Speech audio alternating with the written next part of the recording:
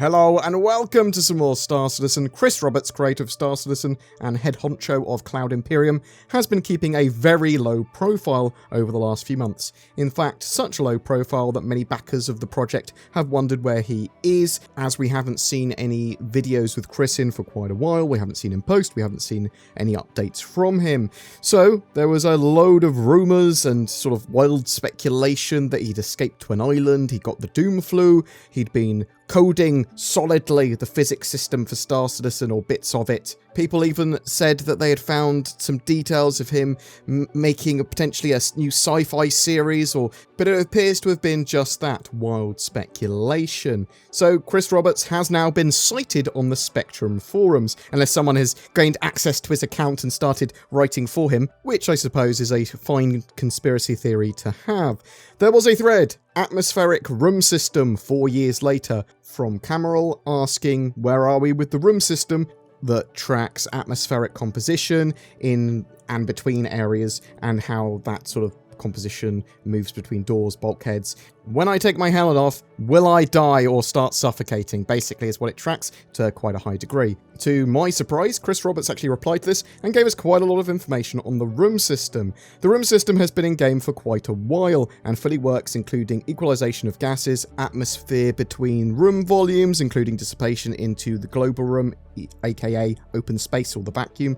When you suffocate for lack of oxygen, that's because you are in a room with not enough oxygen. The room system is basically how the game describes volumes of gas, their pressure, density, and temperature. So a planet has a room, its atmosphere, a ship has a room, various compartments between the bulkheads. Even the coil in Squadron 42 has its volume described by a room. We use it for the player status system, breathing oxygen. For atmospheric flight, the room system contains all the information in that case in terms of density and composition of the atmosphere, in terms of gases that the flight model uses to calculate drag and lift. Weather, some of the current weather ground FX are partly influenced by the room's temperature, density, and even composition of gases in the atmosphere. Contrails in atmosphere and in space gas clouds, and atmospheric entry effects on ships. So the room system is very important for a lot of systems and has been in Star Citizen for years. In our internal terms, rooms can have two states, mutable and immutable. Mutable means that the room has a finite amount of density, pressure, gases, which can pass onto another room if it's connected and there is a difference in pressure. So if you open a door to space from your Aurora, if the internal room is set to mutable, the atmosphere inside will escape outside. Immutable means the room has what is considered an infinite amount of gas and its pressure won't change. Planet atmospheres are immutable rooms, as is the vacuum of space. When we first set up rooms on vehicles, we didn't have the life support component and its related vents implemented yet, so we had no way to supply more oxygen to a room that had lost it. So the designers set the ship rooms to immutable, infinite supply of oxygen basically, as a temporary measure, because otherwise if you opened your door in space you would lose your internal breathable atmosphere and suffocate if you didn't have a spacesuit on. All ships have rooms, and in fact why people occasionally suffocate on a ship in some places is because the room volume hasn't been set up correctly and there's some part of the ship without a room, and without a room there is no atmosphere and the game treats everything outside a room as a vacuum. We have the initial implementation of life support components and their connected vents working internally, but rolling it out for ships will take a while, as we will literally need to plumb the ships with a set of extra components, not just the life support component, but all its vents.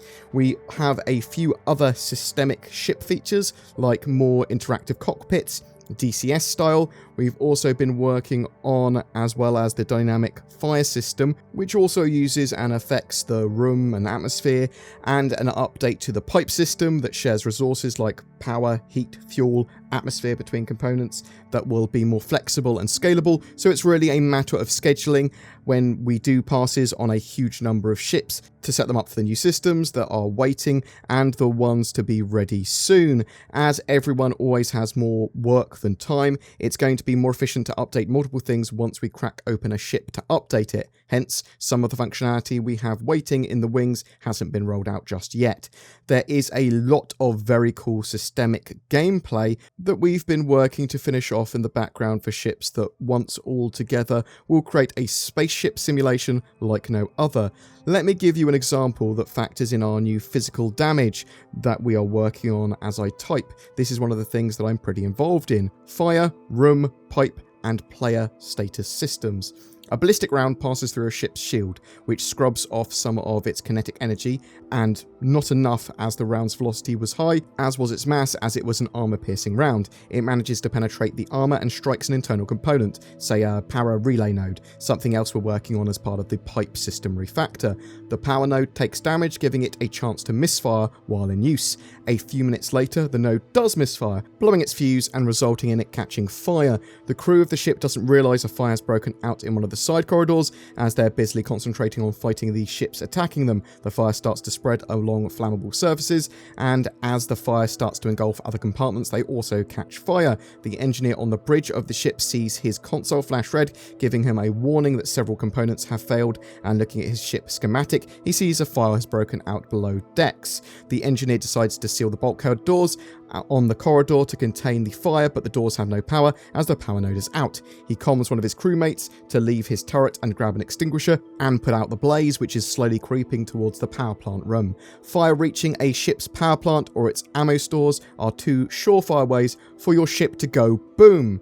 With the physical damage system, ships no longer just explode. When their hit points reach zero, they'll explode because something inside them went critical and exploded due to heat or damage, which then damages everything else. Outside of that, damage will affect the ability of the ship to function or its structural integrity, so they could also become a lifeless hulk as much as they could go up in a flash of light.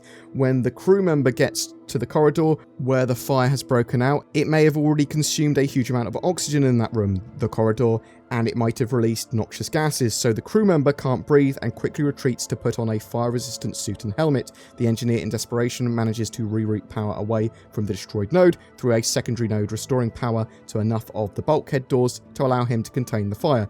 Noticing there is an external airlock in the sealed-off area, he opens the airlock, venting the oxygen in the sealed-off corridors and rooms to the vacuum of space, depriving the fire of the ability to burn, putting out most of it.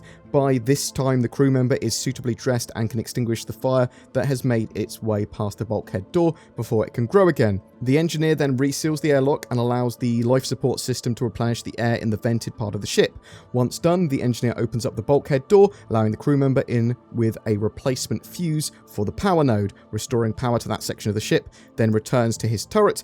It's been a close call, but the ship is still alive and in the fight. What I describe will be possible once we finish and deployed the systems we're working on. I know it can be frustrating to wait for all this functionality to come online, but I promise you everyone is working hard and as smartly as possible to get there. We're just going for a higher level of systemic gameplay versus scripted than most, if not all, other games, and to architect all of this so it works in multiplayer at scale is no small feat. I'm very interested in making Star Citizen's gameplay as systemic as possible, and I think that this will open up so many possibilities of emergent and immersive gameplay. The downside of this approach is that it takes longer to see results as opposed to scripting actions, as you have to build the fundamental systems first and then have them interact with each other before the full extent of the gameplay becomes apparent. But for the long term and for people's ability to lose themselves in the universe Star Citizen for many years to come, it is the approach that will have the best results. So it's genuinely great to see that Chris is active again in any shape or form, and with a huge post on sort of plans that he's got for Star Citizen when it comes to the MultiCrew gameplay, really, and how the room system will affect that, how he sees sort of damage to ships happening. Your power plant, that can cause an explosion. Your ammo stores, that can cause an explosion. But other than that, it's quite likely that you might just cripple a ship. It's also good to know that they are really going down the sort of like fire and power node sort of approach, where there are things that are going to be going on in your ship that require you to have engineers to run around and fix things and make sure that people are safe and make sure that fires are out. Now, I hope we see Chris in a video in the near future. It is not essential to see Chris regularly from the project, but it is nice. It's a bit of reassurance, and it's awesome when he imparts information himself, because you know that's what he's aiming for. You know that's the vision for the game. We don't want to see Chris locked up in his castle, and I know that the development of Star Citizen is very slow. When are we going to get all this that Chris just talked about? We don't know. We know they're working on it. Could it be we have it all in by next year? That would be very optimistic. Within the next 2 or 3? Yeah, probably. Some of these systems are further out. Some of them are going to be in the very near future. Talking about being locked up in a castle as well, I think everyone's been locked up over the last few months anyway, so maybe some of why Chris has been AFK, at least seemingly to the community, is part of that, and as simple as that. But what do you think? Do you think we should see Chris more often? Do you want to see him more often, or don't you really care as long as Star Citizen's making progress and you want to see, you know, other people, lieutenants of his, like Brian Chambers and Luke Presley and Tony Zerovic and Todd Pappy talk about the game systems that they're working on and what we can expect in the near future? What did you think about Chris's idea and a vision for the room system and what they're working on at the moment for multi-crew gameplay? Because I really love the idea of having that in the game as soon as possible. Whatever your thoughts, I'd love to hear from you in the comments below. What am I shilling for today, I hear you ask? Do you hate it when people steal all of your money and your house over the internet? I know I do.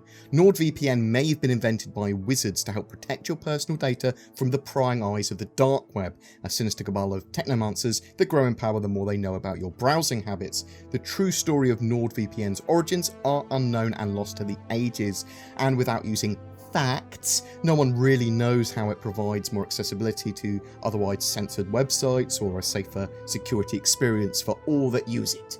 All I know is that it does, and that when you sign up to it, the power level of my bank account grows, and I use it, and maybe you should too. Every month we have a giveaway for a Star Citizen ship. For this month of September, it's for the Talon Light Fighter, the Battlebird Glass Cannon. Just comment on any of my videos made during September 2020 to be in for a chance of winning that. That ship should be flyable by the end of the year. If you'd like to further support the channel, there is Patreon or YouTube channel memberships via the join button down below. That will net you some exclusive content each month, but sharing videos, liking, subscribing, dinging the bell, as well as commenting and giving feedback really does help the channel to grow and give me an idea of what you guys want. Thanks very much for watching. You take care, and I'll see you in the verse.